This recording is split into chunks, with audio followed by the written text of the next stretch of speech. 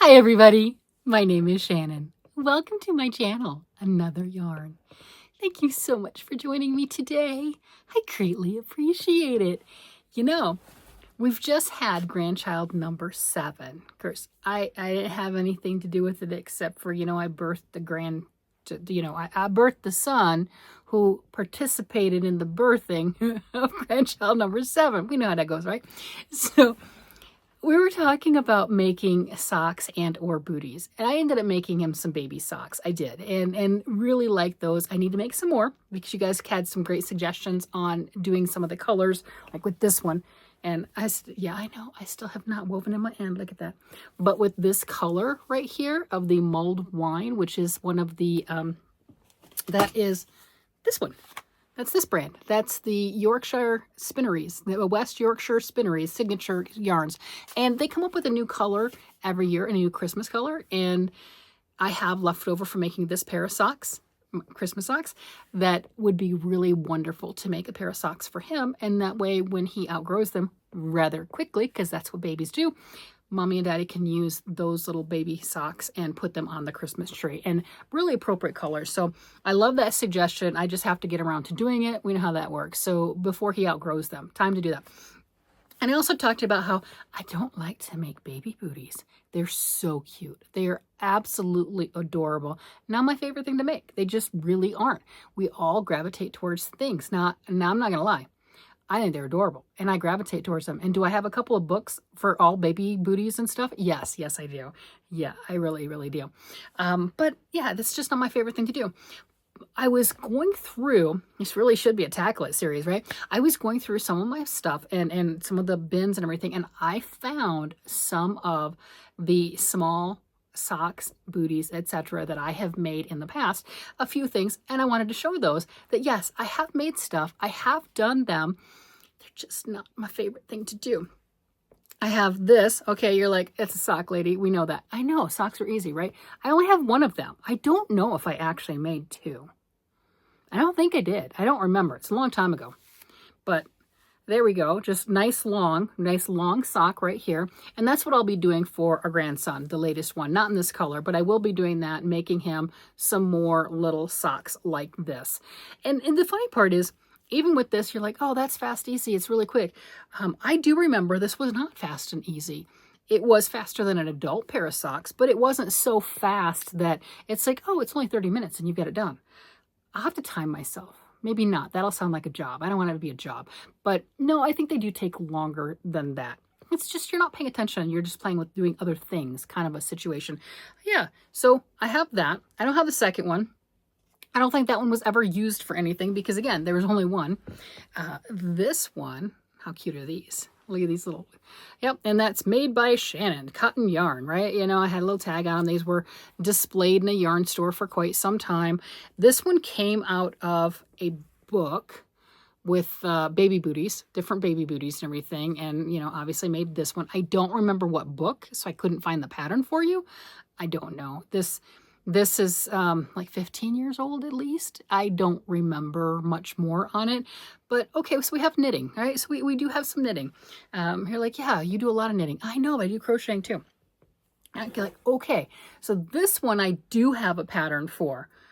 This is the Dragon Slipper Crocodile Stitch Bootie, and it was added to Ravelry in 2012, and it's a pattern by Bonita Patterns. Look at this.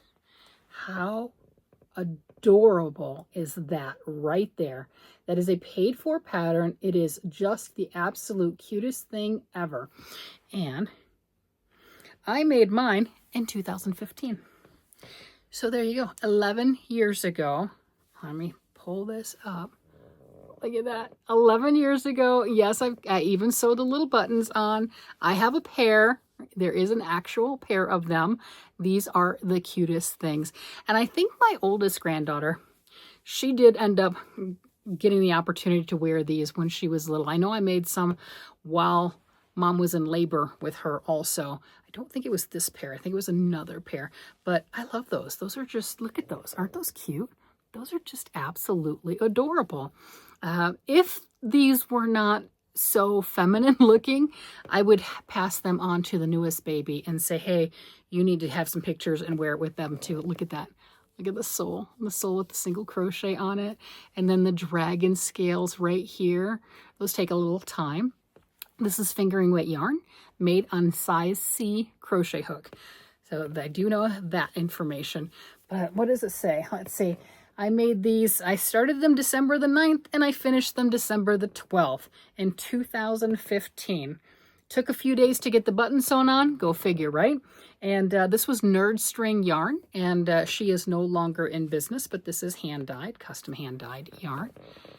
Gorgeous, look at that. Like, oh my gosh. So having fun with the little crocodile booties. So if you are so inclined, you can purchase this pattern and you can make your very own set of booties. I do have a few of her patterns, Bonita Patterns, and that was my first time that I ever saw the dragon scale like that, and I thought it was the coolest thing. So I did buy a couple of her patterns way back in the day. How adorable. Like, I even put buttons on it. I did. Ends are woven in, buttons are sewn on. I'm like, oh yay, did wonderful on that. So I do make some things. I have, just not recent. You know, we're only going 11 years ago. No big deal. Just 11 years ago. Okay. Just 11 years. Yeah, we're pushing things. And then this is a pair of sandals, little girls' sandals. I do not know when I made these. This is one of those like Red Heart booklet type pattern booklets that like Walmart and everything used to have. I haven't unpacked that box that has this, so I can't show it to you, and I couldn't find it on Ravelry. Go figure, right? But look at this. Look how adorable. That is thread crochet. Most likely, I don't know if this was a steel crochet hook or the size C crochet hook, but that is thread crochet. There you go. How cute is that?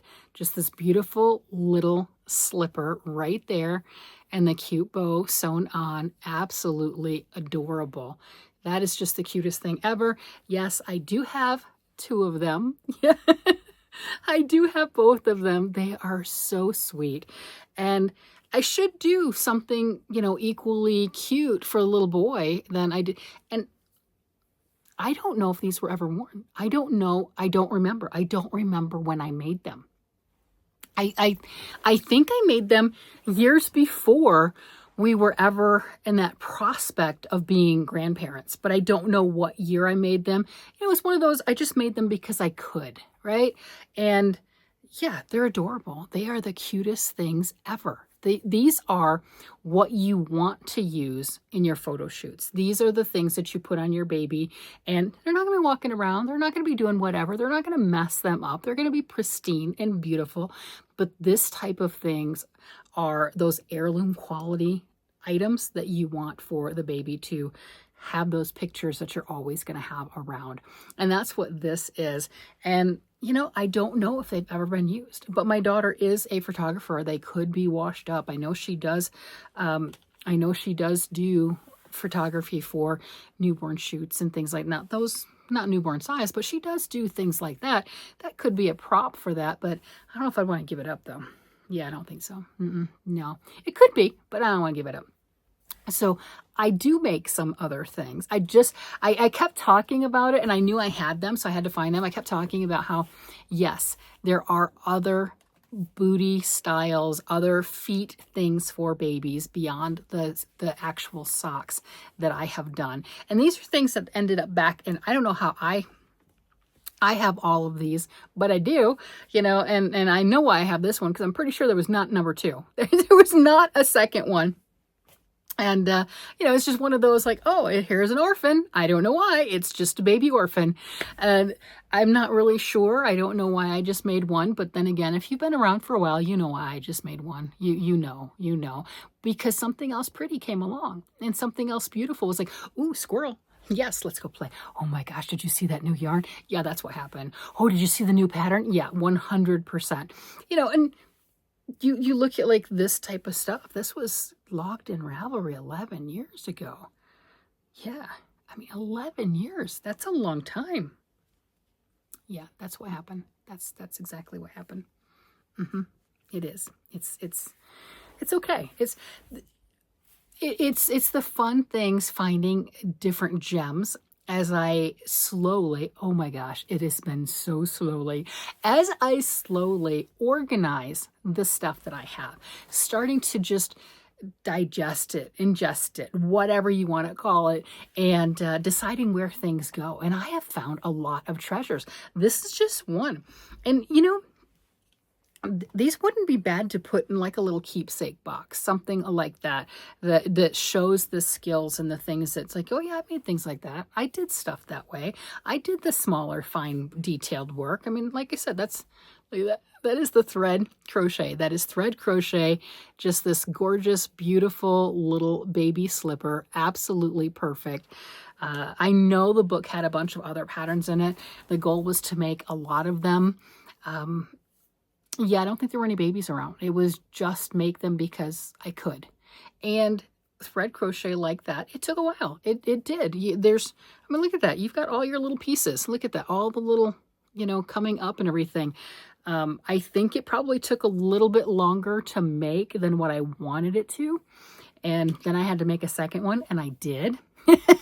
Think about it. Think about it. That is thread crochet, and I did have the two of them. This is just with some yarn, probably on size 3s or size 4s, and I have one. I have one of them, and this is a lot easier to do, more straightforward, a lot easier to do than those were.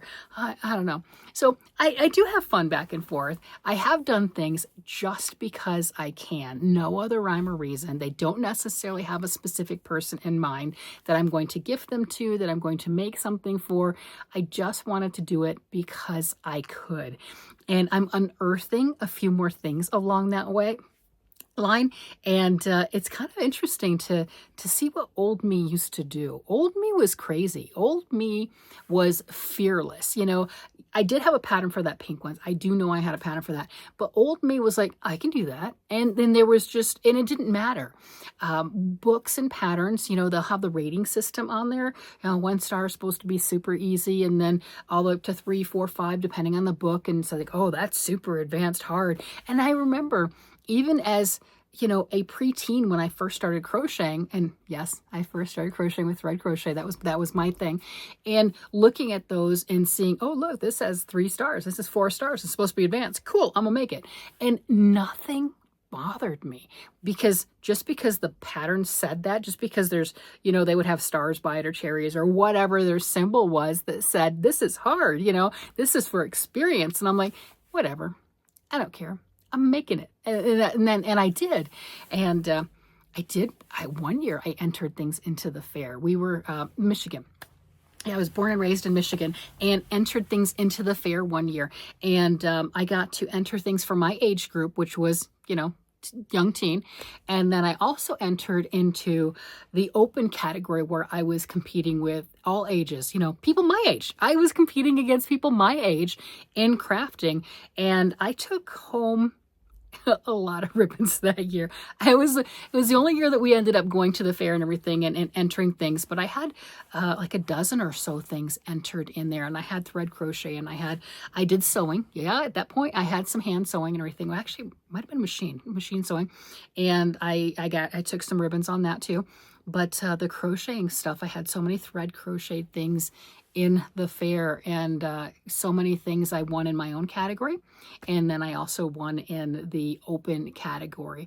Might not have been, you know, like the highest blue ribbon or what have you, but the point is, I was like 13, 14 years old, and competing against people my current age, and I was still winning. So I had no fear, absolutely no fear on any of it.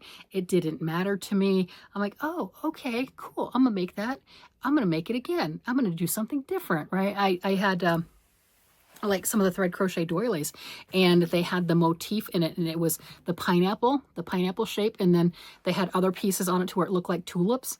So I made one of those solid color, the entire pattern. And then I made another one, and I changed the color of the tulips to where it was a different color. And so it was this big crocheted circle, and the tulips were a separate color.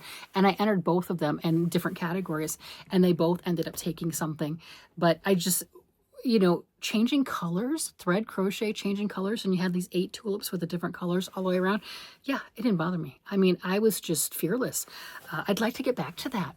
I really would. I'd like to get back to that. And I think part of it is set down Ravelry. I'm just saying, set it down and just make the thing, right? Just like, oh, I'm going to add something over here. Oh, that didn't work out well. Rip it out and start again. And I think I did a lot more of that then because we didn't have the resources we have now. We have so many resources and instructions, and it's great to jump on board. It is fantastic to get into the craft and to get started. But as a young girl, we didn't have all that. And yes, I had magazines with instructions, right? But the instructions, if you ever get a chance to grab hold of a 40-year-old magazine, I got some. I got a few of them. I got quite a few. I had some more than 40 years old. The instructions were not as detailed as they are now because space was a concern, right? We can buy digital patterns right now and okay, we'll buy a digital pattern and it can be 10, 12, 15 pages and some patterns have been 70 pages because you're not printing out the whole pattern and they can get into the massive detail.